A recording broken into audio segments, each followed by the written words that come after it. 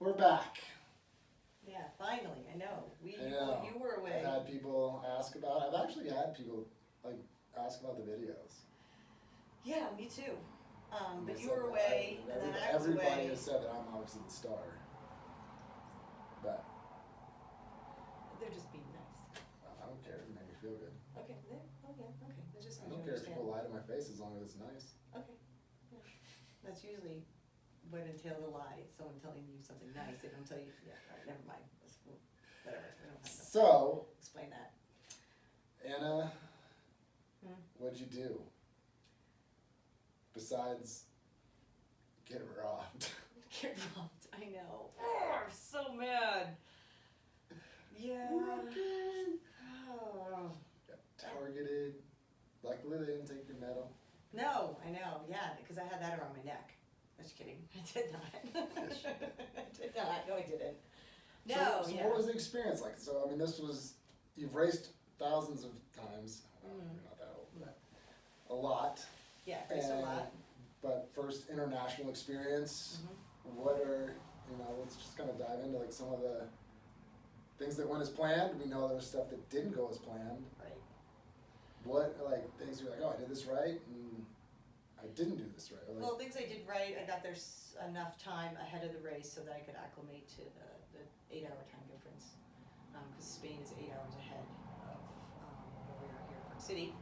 So that was smart because I got there, left on Monday, got there Tuesday morning. So I had plenty of time to, I guess, acclimate to the time change.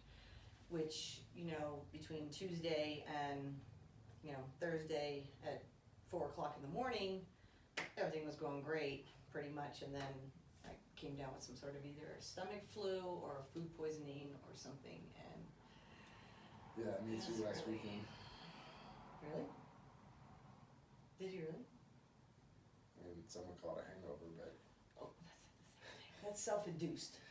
Yeah, but we're calling that food poisoning. It's not food poisoning. Yeah, so, but no, everything went to plan. Actually, sent my bike through a transport company that's called Tri-Bike Transport, and they send bikes all over the world to all different kinds of races, Ironmans and big high-end races. And so the bike got there fine, which is great because that's always a huge stressor for any athlete, getting your bike to and from the race venue. So that went well, and then did you do an open water swim before, and you do some course recon. So I did 2 bike rides, one on Wednesday and then one on Thursday. Then I swam on Wednesday, and everything was going really well. Got a good look at the course, which was really smart because the course was 3 loops, totaling 67, 68 miles. And I call it the Chutes and Ladders course because you're got this awesome downhill that you're really enjoying, and all of a sudden you got to hit the brakes and U-turn right on that 2-lane road and go right back up the same way you just came down. Oh, I know it's a real letdown. It's kind of an anticlimactic situation.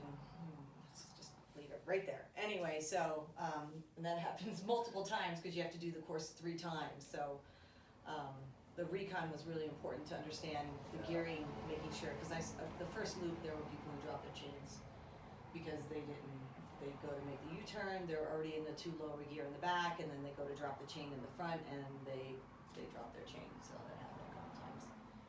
So everything was going really well until I got a stomach virus or food poisoning or whatever it was, and that was really bad. That was really bad. So I was all by myself. I know, but I made a friend and she brought me crackers. I actually sent you I would like to acknowledge that our love language is sarcasm, and I actually was very supportive. You were. Kind of. That was a nice one. It was nice. My one post there was absolutely nothing. There's probably room for deciphering it. Between the lines. There wasn't though. No, there was they were all space TV links, so there was no lines. No, it was very supportive. It was. I was like, man, that sucks. Sorry. And it did suck. Good luck. It was really bad. Like, because where I was in Ponte Verde, if I'm pronouncing it correctly, it was a really teeny tiny town. It looked like something they would have like in a James Bond movie with the cafes on the side and the Ferrari would be driving through these like streets and knocked over the cafe chairs. It was just people everywhere and these little winding streets, and so there's no need for a car, so we walked everywhere. So Friday, the day before a race, is always logistics day, so it's always like athlete briefing, drop the bike off, you have to have the bike in transition the day before the race, you have to have like your helmet checked to make sure it's a secure helmet, you have to drop off your transition bags, it's just like a whole lot of logistics, and you know, the briefing is a certain time, and the team photo is a certain time, and you only get a certain time to drop off for your bike, so you're trying to figure out like logistics, but you have to walk everywhere, so you don't want to go to the athlete briefing with your bike, and I couldn't because I couldn't get on my bike and ride it, I was afraid to do anything. So I was able to make it to the athlete briefing, and of course went right to the bathroom and threw up because I was still sick. But I had to go to the briefing because I don't want to miss anything. You know, I didn't go all the way to Spain for them to tell us something in the briefing that would have been like really important, and then you disqualified. Yeah. So one thing that was really important was they did shorten the swim because the water was so cold. It was wetsuit mandatory, so it was like 14 degrees Celsius, which I think is like 55 degrees Fahrenheit. So that was important to know the day before. And because of the shortening of the race and the temperature, they also pushed back our time 2 hours, which was also a big deal. Yeah, so, yeah. Was there any part of you that, because of like being sick and everything, was just a little bit of a relief? Like, all right, I'm just gonna enjoy this because I know I'm not optimal. No. It didn't like. No. Like, it's funny. Anytime that I've ever had to like compete and I knew that I was hurt or there's something, it kind of was just like, all right, just go do your like I would never have like mentioned it. Like I fought like with broken ribs before, and like I would never tell anybody. Right. But like in my mind, it kind of allowed me to like just be like, okay, like. Well, it was so bad, I didn't think I was going to even be able to race. I didn't know how long it was going to last. Yeah. Because I went to the athlete briefing, I threw up, I sat through the briefing, then I had to go to the bathroom. And then I finished in the bathroom, washed my hands, turned around, walk out of the bathroom, I'm like, nope, I need to go back into the bathroom. And the ladies are all waiting in line, you know, because everyone just got out of the athlete briefing and we're all hydrating, or at least trying to, me. And they're all standing there looking at me because I just walked out and I just walked back in and stood back in line, and they're all just like, why is that lady standing here in line? I'm like, so no, I was really upset because I flew all the way to Spain, and I'm thinking, I don't even know if I'm going to be able to race tomorrow. I don't know, I'm going to, have an accident. So no, I was bummed. Yeah.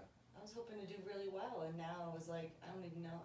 The day before you're supposed to be hydrating and, somewhat carb loading, or at least, being really conscientious about what you're eating. I haven't eaten in over 24 hours. So you're just gonna be lighter. Yeah, that's what somebody said. They're like, you're gonna be so light on the bike. I'm like, great. You're just gonna pretty much float. I'm gonna float. I'm gonna fly. So no, I can hear what you're saying, because I have entered some races where like I might not be in the most optimal physical condition, but knowing that, like going into the race, like, oh, my knee is not so great, so I'm gonna do the best I can on the run. But this was like, I was ready until like, until I got sick. So. Did anything change for you from the mental side, like without, like not necessarily that stuff, but come like race time, did you, being that this was like the first like big international thing, was there a different set of butterflies? Did you experience anything different, like once, like you were like getting ready to swim? Well, you knew how cold the water was, and it was really, really, really, it was cold. I mean, you get in, you're just like, you can't, and I'm thinking because it was a deep water start, so we jump off a dock, and they tell us, get in the water immediately, because they're gonna blow the horn, and then you might not be even, there was people who didn't even jump off the dock yet, and get to the, like, start line, which was like 10 feet away, where the buoys, you get into a deep water start, and then you go. So they said immediately, just get in the water immediately, don't wait. So that's the first thing, get to dock, get in the water, and I'm trying to swim to the start line.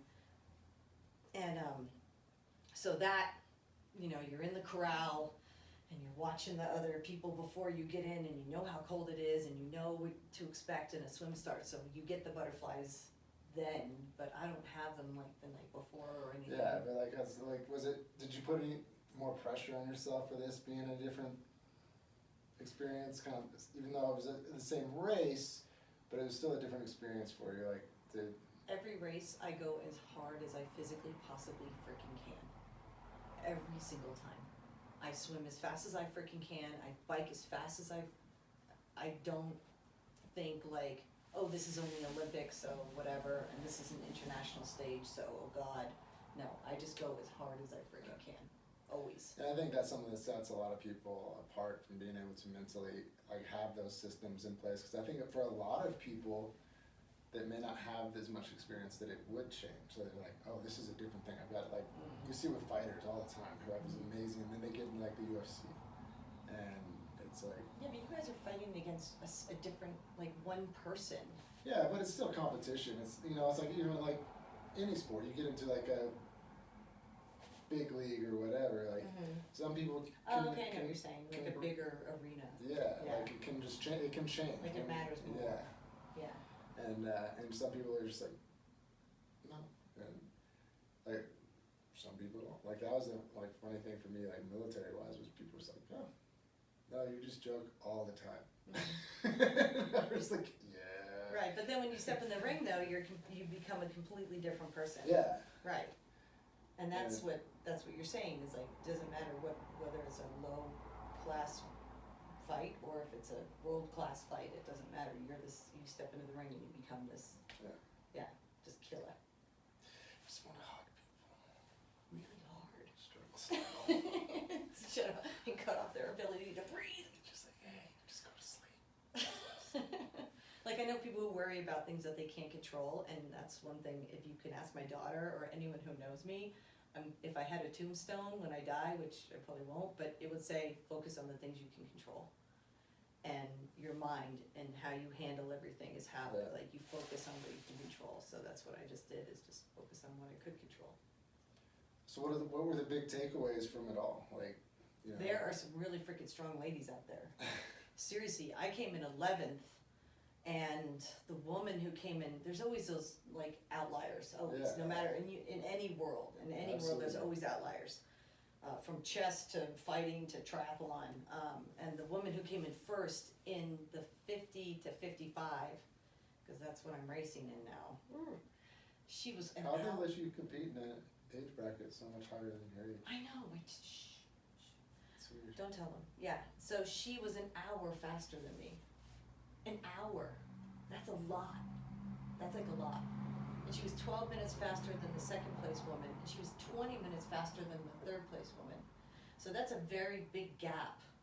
Because our race it wasn't that long. It was only 1,500 in the water, 1,500 meters, and it was 67 on the bike, that's a good chunk of distance on the bike, but to be 20 minutes faster than third place that's and then of course as you get down into like fourth and fifth and sixth, the margins get smaller. Like the woman ahead of me in 10th, she was 3 minutes. So, somewhere I could have probably made up those 3 minutes and came in 10th. And that's always that hindsight, it's always, like where could I have made that up? So, but yeah, that's one takeaway. There's really strong women out there, because you're competing on a world stage. So everyone's like, well, do you know who you're competing against? And the answer was no, I really don't know who's going to show up.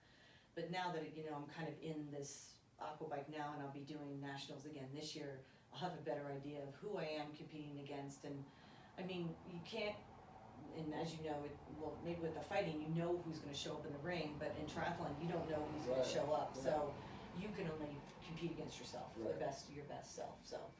Well, as soon as you try to like figure out what someone else is doing, then all of a sudden you're racing their race, so it's like that's not your race. Right, that's not your race. You do see the same thing in fighters. You're like, oh, all of a sudden the goal is to pull the other fighter into your fight. Your fight, right. And I think we talked about the guy that I used to run with in the army who would talk to me. To talk to you, just to slow you down. Just to mess up my thing, and finally, like when years ago, he was just like, I was like, why do you do that? Because it messes. I was like, you thought he was being nice. Yeah, it probably scarred you for life. Totally. So that was one takeaway. I think I handled myself pretty well. in spite of everything.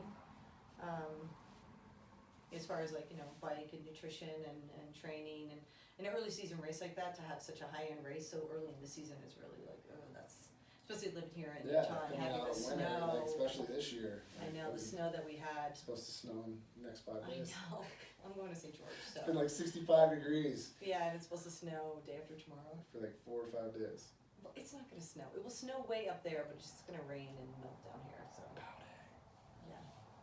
No, I'll be in St. George and racing this weekend, so, Seriously. yes. It's a smaller race, Okay. but, yeah, it'll be fun. Speaking of our racing, I gotta sign up. yeah, I'm practicing my run this weekend. yeah, and his brand new running shoes he hasn't bought yet.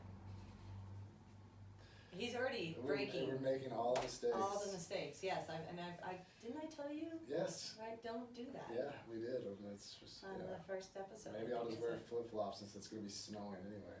No, it's not You gonna be just wear snowing. Sorels. They're just for ski boots. Oh, you can run up in your ski I'm boots just and gonna ski down. bike it. You can't bike it. It's running with Ed, not biking with Ed. I don't know. So after being out there, because you've been racing this style of racing for a while. Any adjustments in training that, like after that experience, that you're like, oh, I want to cut volume, add volume. Yeah. I need to get in the pool more. So the pool's gonna have to pick up another day, so at least 4 days a week at the pool. So like Monday I swam with a master's class down in Salt Lake, and I felt really good. I was like, wow, this feels pretty good, but I'm drafting off the big guys, which I do that.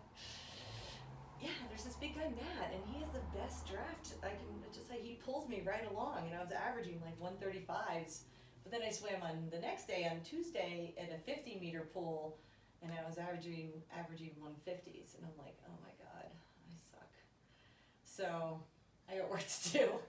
So yeah, the swim needs to get faster, and then the bike. So the idea on the bike this rest of this season is 3 days on the road and 2 days on the mountain, at 5 days. And spreading that out, long ride, short ride, intervals, and I'm getting excited, looking forward to it. And then I've got to start lifting a little heavier in the gym, which squeezing that in is going to be a little challenging in between all the other stuff. Well, like you and I talked a little bit about, like, the focus of that should be heavy but regenerative and not something that is actually aiding Not breaking me the down too recovery, much, and it's just kind of fine tuning the thing with that, just Yeah. to get you the most bang for your buck, and that you plug that in so that it is, again, like a regeneration portion of the work and not a stimulation or not a development day. Well, and that's the thing, is like a lot of triathletes, that is the one thing that they are missing, is time in the gym.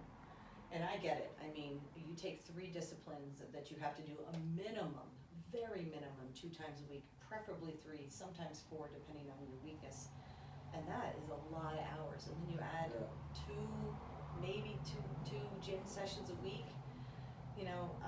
I write them into my clients' plans, and I usually put them in the same session as their pool session, because the pool is the least impact. And usually the pool is also at some sort of gym facility, so they can get that all in one shot. But if you ask any triathlete, if they look at their week and they have to give up something, they're going to give up the gym session.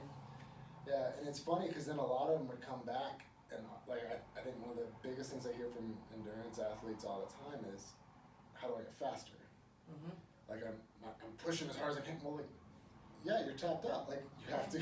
You have to get increase your stronger. mitochondria, right? You have to be able to push harder. If you don't have more muscle, you can't and, push. And then it's becoming a little bit more strategic for them, and so that they're not pushing every Right. day. We've talked about that before.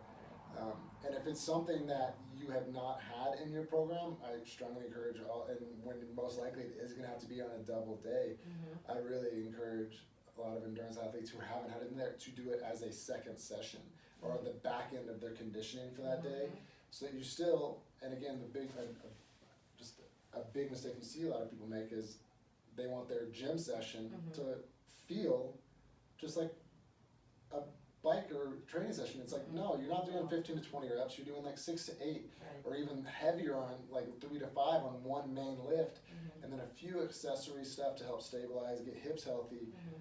But it shouldn't feel like, you should feel like you didn't do much. Right. And that's the whole idea of it, is that we just want to make you more efficient and more powerful so you can do what you do. So you don't go in the And gym and just. curls are huge. I know, right? They're very valuable. I mean, if you see those like Tour de France guys, man, their biceps are just ginormous. You know, Yeah. right? Runners, Exactly. right? Those elite Yeah, runners. that is one of the biggest, like biggest things is not being big. It's how can we get strong without carrying excess weight and maintain not losing any of the endurance side of things, and it's fine, and it's getting used to that and learning like how to train properly. And again, where people screw up is they go and they're like, oh, 6 to 8 reps. Yeah, I probably could have done 20. Then it's You missed the point. lifting Like heavy you missed the point. And so again, like if you can add in like for you, like one of the things that we'll probably use a lot of is glute bridges, because it's very low.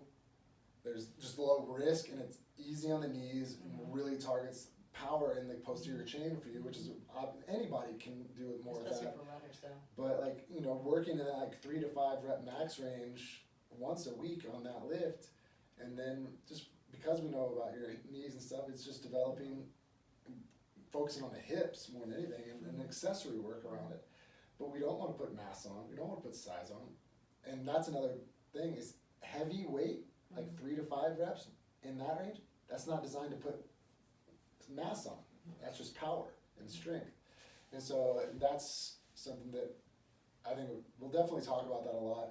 And I think you have a unique, one of the upsides to being able to kind of like work with you on it is you can really understand your body, and you can really give good feedback. And so we can be like, oh, this isn't working.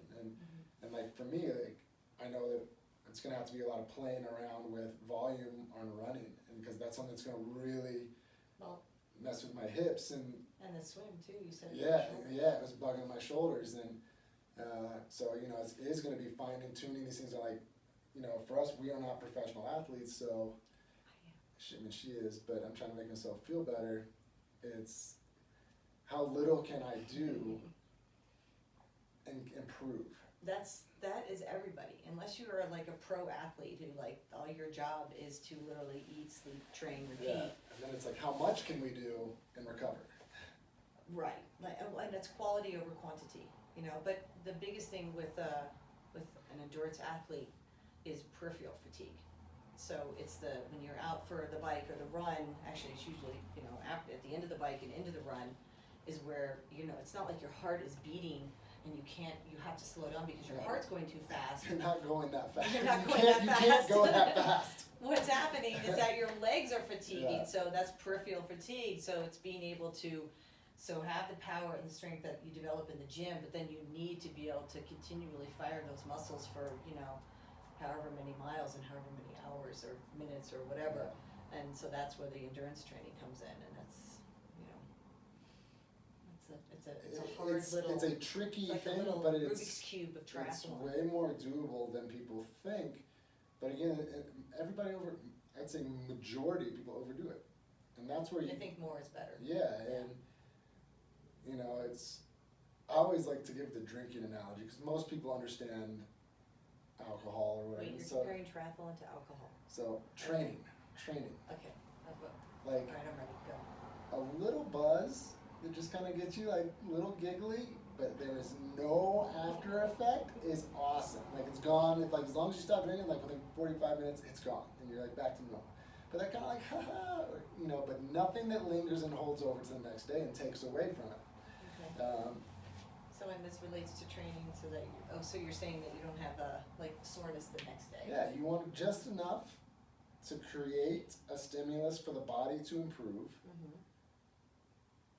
Then, but you're not hungover. Here's the other thing, so that you're not so wrecked. But guess what? Where does the body, everybody's like, I've got to work out more if I can get better. You don't get better while you're working out. No, you get better while you're not working You get out. better while I literally said that to somebody the other day. Said that to a client, and they looked at me like, Huh? I was just like, And they're like, wait a minute, so I don't have to go to the gym? I'm like, no, I was no, no. like, wait, you're serious? Yeah. Like they were 100% were just like, Blown away. I truly only thought that I was improving while I was working out. And I think that is something that people think. That's why we see it, especially in a commercial gym where like I see people that go 3 classes a day. Like, why hasn't my body changed in a year? Well, I mean, I can tell you, but you're not going to want to hear it. No, because you're breaking it down too much. And I'm sure that both of us we're the kind of people that we like to push. Well, especially if it's a beautiful day out and you're like, okay, well, I'm supposed to only do like a 90-minute ride with this many intervals and blah, blah, blah. But then your buddy calls you and he's like, hey, I'm going to go do this epic ride. Come with me. And you're like, okay. Yeah! That's know, like my 2 desert race guys that I train, mountain motocross guys. I'm like, look, guys, just try to get 2 rides in this week where you're like, dude, I'm wiped. Where you're not saying that. Like, I've just got, like, I've given up really trying to, like, break it down. Because I know, like, if they're on a bike of any kind, they're pinned. So I'm like, just don't send me your Strava of a 30-mile mountain bike ride. Like, dude, I couldn't feel my legs at the end. I'm just like, oh. Actually, that happened to me yesterday. So we did the Tuesday night ride for the first time.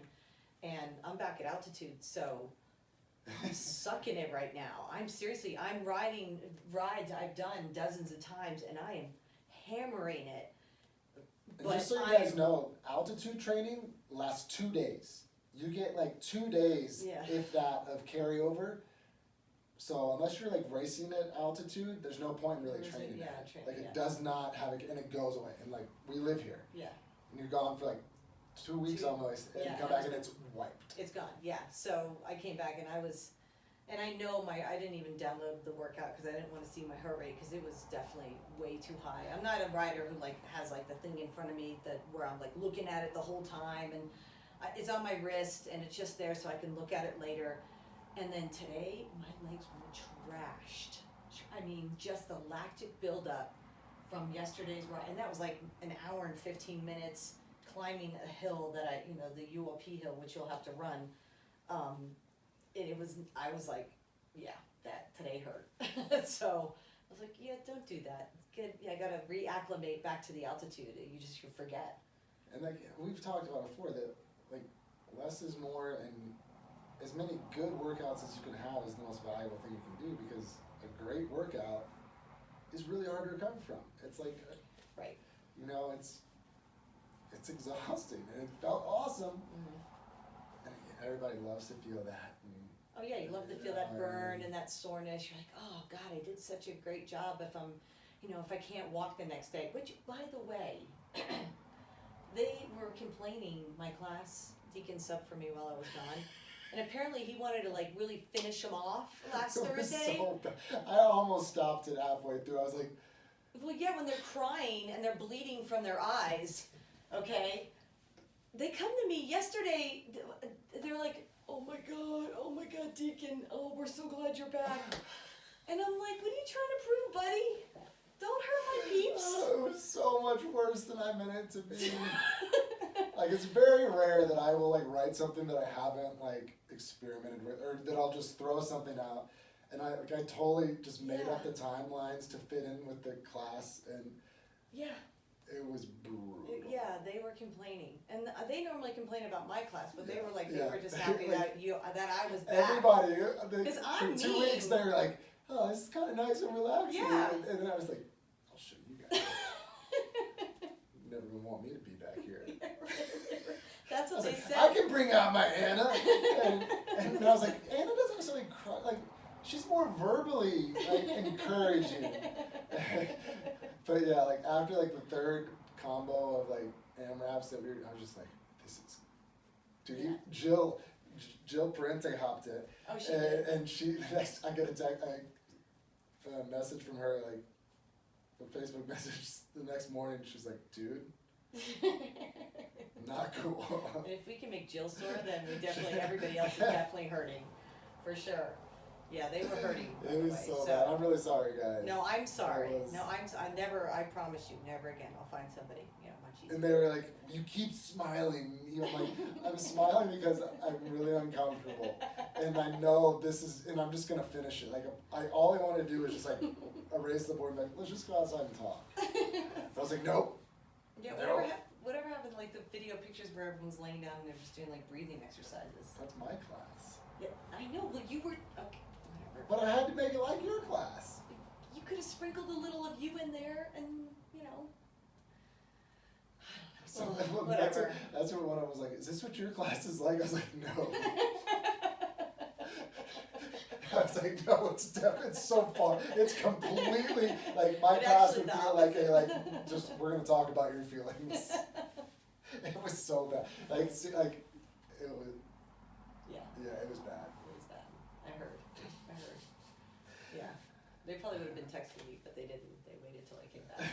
I think they felt bad for me because I was sick and robbed. So. All right, so you're racing this weekend. Yeah, racing this weekend. What's the? It's an Olympic, so it's 1,500 meters in the water and 23 on the bike. So.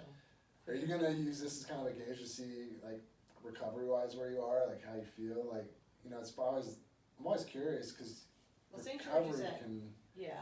like Yeah, that's vary funny. for so many people. Like It's funny because I was just reading a Instagram post from another triathlete who was, she's a pro athlete, I forget her name, she was just racing in Vietnam and she was mentioning that she gets like the post-race blues, which I get, like, but it's the beginning of the season, so, but I just had my A race, so it's like, and I was away by myself and it was just a weird combination, so usually after a big race like an Ironman, I like crash emotionally for like 2 weeks. I'm just like down. it's over. Yeah, and it Well, is. And no. any athlete, they're all shaking their head. They're like, "Yep, I can totally hear you." But no, this race, it was on the schedule because there's not a lot of races that are driving distance that have aquabike in my area. So, and I did this race last year. This was my first aquabike last year, so I'm pretty much just kind of. I mean, I feel that I'm just as fit this year, hopefully fitter after Spain this year than last year. So I'm just going to compare, like that would be like I guess a baseline start from this year from last year, see where I was, But sometimes you can't tell, like it could be windy, Yeah. or it could be really choppy in the water. So even the same venue a year later, you can't always. But it's a good measuring stick to see how the season's going to go. So. And we will. Yeah, but we gotta get you signed up. Yeah, we gotta do that. July 13th is the race that he's saying he's gonna do, So we need to sit down. We're gonna sit down. We're gonna talk about some strength stuff for Anna and laying out Your training. my training. So Cause we gotta get, I mean, yeah, this is kind of like it's 8 go weeks, time. so- We're like, 8 weeks. Yeah, Yeah, so less than that's- that. yeah. So you gotta get your, what in gear. You gotta get you in the pool. You gotta get you, I've got this really fast haircut. I know, let's see. Oh my God. Did you do that yourself? No. Did you do any part of it yourself? Yes. Is that why it looks like that? I may have tried to trim on the ears a little bit. Yeah. And so then a friend came and was like, "Yeah, this is our only option." Yeah. We're just And gonna then have to the start. beard looks much better, I do have to say. I mean, it looks, and yeah, everyone's going like this. They're like, yeah, it looks better. We'll plug in the before and after picture Yeah. I sent Anna. Yes, oh my God. Yeah. They look like a serial killer. Yeah. Ooh, I said that. My daughter loves the way I look. She actually doesn't like the way I look No, right now. yeah, she's freaking out actually a little bit. So, Yeah, but we'll all survive. it grows back. So yeah, and then that's where we are. Anna's back. She missed me. See? And it's been so quiet in the gym. I know, that's what I heard, except for the crying last Thursday. Yeah. No, I'm really glad to be back, and the summer is gonna be awesome. And Can't it's wait. Yeah. kind of here. Yeah. So yeah, we will keep you guys posted. Hit us up with any questions. Comments, complaints, we'll take the first two. Yeah, you can send complaints to POTUS@whitehouse.org. And Okay. we'll go from there. Go from there. Boom. Next Welcome week. home. Yay! Now, I wonder if I hit record. Shut up. You did not. Did you?